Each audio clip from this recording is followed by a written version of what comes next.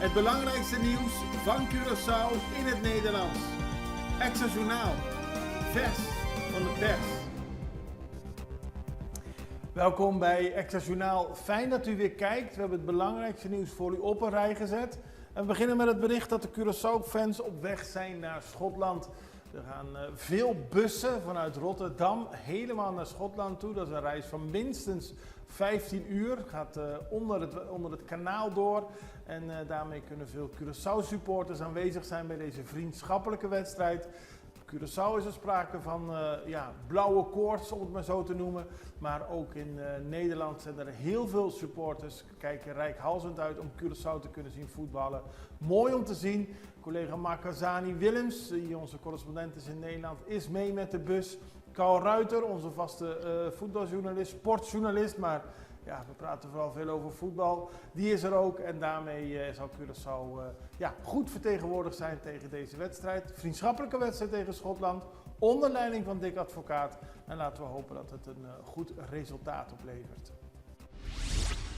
Mogelijk fraude van 3 ton bij het ministerie van GMN. Daar schrijft de Extra vandaag over. Het zou gaan om een onderzoek, een vermeende fraudezaak van meer dan 300.000 gulden. Volgens informatie waar Extra over beschikt gaat het om fraude met de vuilnisbakken in het kader van het project Dibo Pabo Kubo.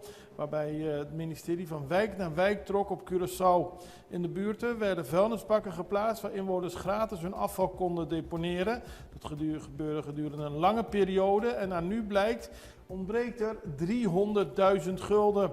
Extra heeft vernomen dat een van de leidinggevenden van het ministerie de zaak op zijn bord heeft gekregen, maar hij zegt dat hij er niks mee te maken heeft. Hij zou het terrein van het ministerie niet meer mogen betreden. Toen hij dat toch deed, heeft een deurwaarder hem van het terrein laten verwijderen. Inmiddels heeft hij een klacht ingediend bij de Landsrecherche wegens vervalsing. De zaak wordt nog zeker vervolgd. Volgens de minister van SOAW is de uitbetaling van 100 gulden vandaag gestart. Het gaat om mensen die extra geld krijgen vanwege de hoge lasten, de stijging van onder meer benzine, water, elektriciteit. We zullen het er later in de uitzending nog meer over hebben. Maar volgens het ministerie van SOAW hebben veel mensen op Curaçao een beetje extra hulp nodig. Het gaat onder meer om bijna 5000 onderstandtrekkers en meer dan 9000 gepensioneerden. Ook weduwen, wezen en gepensioneerden met een inkomen onder de 30.000 gulden per jaar ontvangen een extraatje. En dan gaat het om 100 gulden. En ook worden er voedselpakketten gegeven voor een periode van 3 maanden. Veel mensen hebben het geld al gekregen. Het zou vandaag overgemaakt moeten zijn. Andere mensen die dus onder die 30.000 gulden inkomsten zitten, die krijgen het volgende week vrijdag. Zo heeft de minister van SOAW gisteren tijdens een persconferentie bekendgemaakt. Het OM eist in hoger beroep werkstraf tegen 2 agenten. Het gaat om een zaak waar al eerder in eerste aanleg agenten zijn veroordeeld, maar ook in het hoger beroep heeft het Openbaar Ministerie werkstraffen en beroepsverboden geëist tegen 2 politieagenten en een lid van het VKC voor een rol bij de fatale schietpartij in september 2021. Daarbij kwam een 18-jarige man om het leven. Het OM eist 180 uur werkstraf, waarvan de helft voorwaardelijk en 2 jaar schorsing uit een overheidsdienst met een proeftijd van 1 jaar. De rechtszaak wordt volgende week donderdag hervat en dan weten we of ook in hoger beroep deze agenten worden veroordeeld. Parlement akkoord met herziening van wetboek van strafrecht. Dat gebeurde gisteren. Het parlement heeft gisteren unaniem, dus zonder tegenstem, de herziening van het wetboek van strafrecht aangenomen. Daarmee worden onder meer verschillende straffen op Curaçao flink verhoogd. En ook een belangrijk onderdeel van de wet is de aanpak van kindermisbruik. Maximale straffen daarvoor gaan worden hoger in het nieuwe wetboek. Er zijn ook verschillende passages geschrapt. Zo is de bevoegdheid van de minister om zelfstandig te beslissen of een gedetineerde tegen betaling van een borgsom vrij mag komen uit het voorstel gehaald. We hadden het er al over, benzine duurder, diesel goedkoper. Er zijn weer aanpassingen bij de prijzen van brandstof, water en elektriciteit. Automobilisten moeten vanaf dinsdag 2 juni voortaan 26 cent per liter meer betalen voor benzine. Een liter gaat nu 2,75 gulden kosten. En dat is een direct gevolg van de stijging van de olieprijzen en de blokkade van de straat van Hormuz bij Iran. En de ruzie tussen Amerika en Iran heeft allemaal gevolgen voor de stijging van de olieprijzen. In ieder geval de dieselprijs die daalt, 9 cent, wordt nu 2,48 gulden. Elektriciteit wordt duurder en water wordt een fractie goedkoper. Nog geen concessie voor Starlink. Dat heeft de Regulatory Authority of Curaçao gisteren bekendgemaakt. Die hebben kennis genomen van verschillende berichten en speculaties rond de concessieaanvraag van Starlink. Maar RAC, de Regulatory Authority of Curaçao, benadrukt dat de formele besluitvorming nog gaande is. Er is geen sprake van een definitief concessiebesluit. Starlink levert internet via satellieten. Het is van Elon Musk. Het is niet gratis, het kost ook gewoon geld, maar het zou voor veel mensen een uitkomst zijn. En ze willen graag, ze wachten af tot er daadwerkelijk meer duidelijkheid is over Starlink. Maar dat is op dit moment nog niet duidelijk. Wij gaan even naar een break, we zijn zo bij u terug.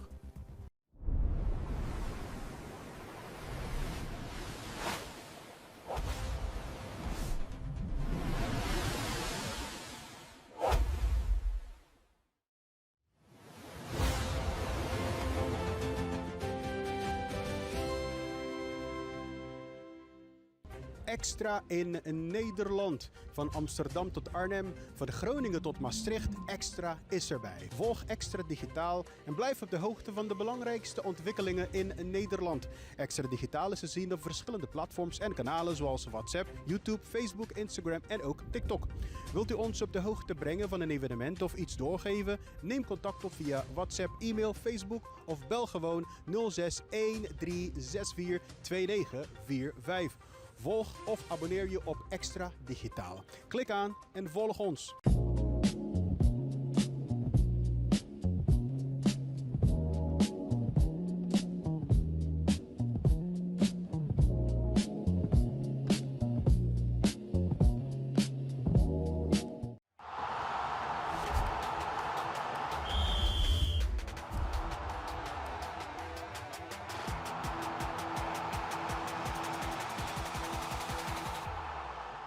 Ja, het is voetbal wat de klok slaat op Curaçao. En er is een programma dat vooral heel veel over voetbal gaat en in Nederland heel populair is. Het is een speciale podcast met Michel van Egmond, Wim Kieft, René van der Gijp en Rob Jansen. Die hebben bijna 2 weken lang vanaf het strand met sponsoring van TUI opgenomen. Gewoon hun programma, 4 mannen om een tafel met publiek erbij. En dat is in Nederland een succes, dat was in Curaçao een succes. En voor ons reden om even met de hoofdrolspelers te gaan spreken. Michel van Egmond, Wim Kieft, René van der Gijp en Rob Jansen. Eén voor één komen ze aan het woord over het succes van hun podcast en de kansen van Curaçao op het WK.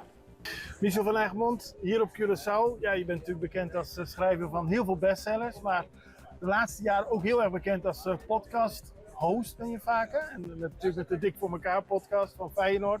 En ook deze met Wim Kieft, met René van der Gijp, Rob Jansen en jezelf. Is het raar dat mensen om een tafel zitten en dat er mensen dan omheen gaan zitten om te kijken? Tuurlijk is dat raar. Kijk, om te beginnen valt er weinig aan te zien. We komen niet in Het is wel gezellig. Het is heel gezellig, alles kan bij ons. Het is natuurlijk raar, want er valt weinig aan te zien, zou je zeggen. Het zijn 4 mannen aan tafel. En voor ons is het ook een raar gevoel, want wij zijn eigenlijk voor de camera niet anders dan achter de camera. Dus is het precies hetzelfde? vrijwel hetzelfde natuurlijk. Wij praten echt als vrienden met elkaar. En we zijn er hooglijk over verbaasd eigenlijk dat zoveel mensen met ons willen meeluisteren. Maar dat is toch alleen maar leuk? Dat alleen maar leuk. Alles is alleen maar leuk, weet je wel. Kijk, in eerste instantie vond ik het gewoon leuk dat we elke maandag bij elkaar kwamen in Rotterdam. En dat ik mijn vrienden weer eens zag. Want in deze tijd van WhatsApp en zo ben je toch vaak bezig met elkaar berichtjes sturen. Dat is helemaal niet zo leuk als elkaar samen zien. Dus ik was best enthousiast over het idee om die podcast te beginnen. Ik denk, dan zien we elkaar weer. Maar dat er zoveel mensen het leuk vinden om mee te luisteren. En om te reageren op ons, ja, dat heeft ons hoogelijk verbaasd, maar daar zijn we natuurlijk ontzettend blij mee. En de trip hier naar Curaçao, dat had je natuurlijk ook niet verdacht. Nee, dat is ook, ik weet niet eens wie dit initiatief heeft genomen, maar daar hoefde ik niet echt lang over na te denken om daar ja op te zeggen. Hoe bevalt het tot nu toe op Curaçao? Ja, perfect. We zijn hier zo geweldig ontvangen. We zitten hier op een schitterend resort waar we lekker onze ding kunnen doen en met rust worden gelaten. En ja, ik moet zeggen, met name de mensen hier, die zorgen ervoor dat we het allemaal verschrikkelijk naar ons zin hebben. Iedereen is hier ongelooflijk aardig.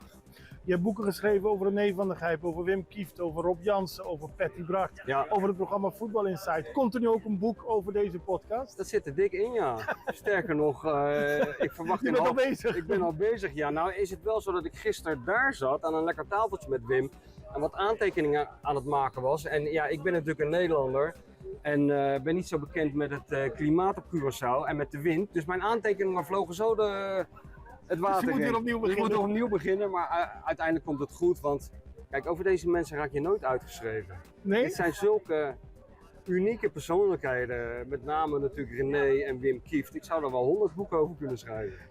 Er is ook geen schaamte, hè? Elk wisselwasje, dat klinkt negatief, maar alles wordt besproken. Klopt, we zijn heel open en dat heb ik natuurlijk al bij allebei gemerkt toen ik die boek over ze schreef.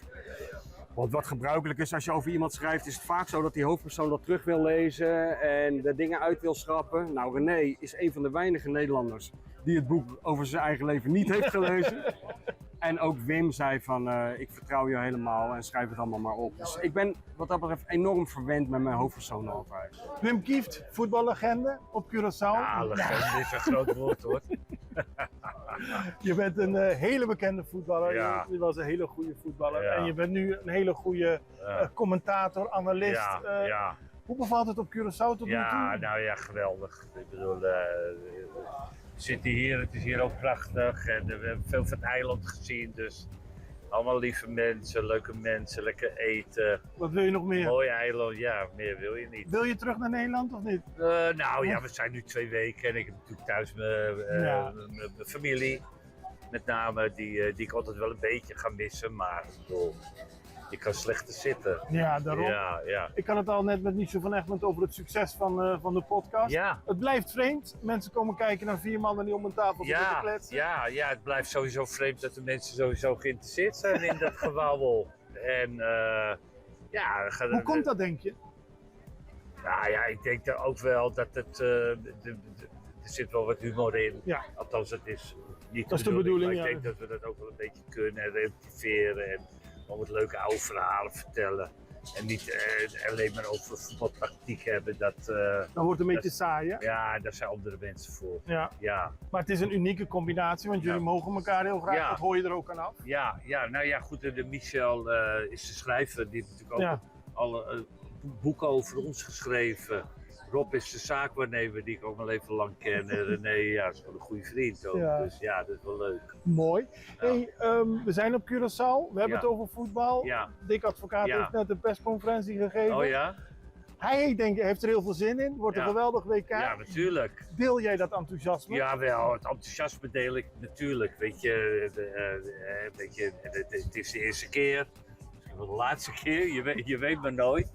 En ik zou met name als ik voetballer ben, ja, weet je, een WK is zo'n groot podium. Ja. Weet je, die weten niet wat hun overkomt natuurlijk. En nou ja, weet je, ook leuk als het natuurlijk een beetje goed gaat. Daarom. En je moet natuurlijk wel heel reëel zijn. En de eerste wedstrijd tegen Duitsland is natuurlijk, nou ja, nee, maar ja. Weet je, rustig aan zou ik denken. Ja. Niet Dick Advocaat zei, voetballen. er heeft ook een amateurclub wel eens van Ajax gewonnen, dus Ja. alles is mogelijk. Ja, misschien wat onderschatting. En de eerste wedstrijd is natuurlijk ook voor Duitsland. Dus er zit altijd heel veel druk Ja. op. Dus laten we van het beste uitgaan. René van der Gijp, Ja. voetballegende, en je bent helemaal ingeburgerd. Zeker. Ik heb dit shirt gekregen van Johan, denk ik.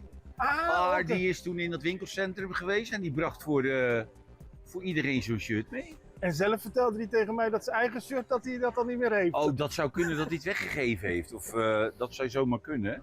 Maar ik heb hem nog. Ik ben Mooi. er blij mee. Deze is heel mooi en dat reserve shirt. Die gele, die is echt echt heel mooi, hè? Super mooie shirts, man. Ja, Ja. mooi.